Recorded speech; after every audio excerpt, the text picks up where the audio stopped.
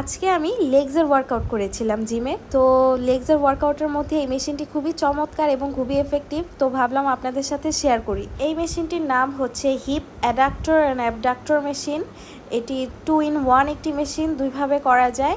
আমি এখন যেটা করছি এটা হচ্ছে আমাদের outer thigh, glutes, hip dips, mainly hip ডিপসের জন্য কাজ করে। এই ফর্মটিকে বলা হয় হিপ অ্যাবডাকশন।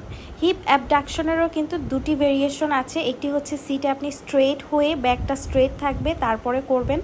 সেকেন্ডটি হচ্ছে সামনের দিকে একটু বেন্ড হয়ে তারপরে আপনারা করবেন। আর যেটা সিটের ছিল একদম সিটে ব্যাক স্ট্রেট, সেটা হচ্ছে আমাদের হিপ ডিপসকে বেশি টার্গেট করবে, গ্লুটসকে কম। আর এখন যেটা করছি এটা আমাদের গ্লুটসকে একটু বেশি টার্গেটেড করবে।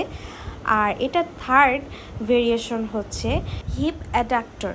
এটা মেইনলি আমাদের ইনার থাই এরিয়াকে টোন করবে এবং এটা করার সময় আপনারা ব্যাক একদম স্ট্রেট রেখে তারপরে করবেন। কোনো ধরনের সামনে বেন্ড হওয়ার কোনো প্রয়োজন নেই।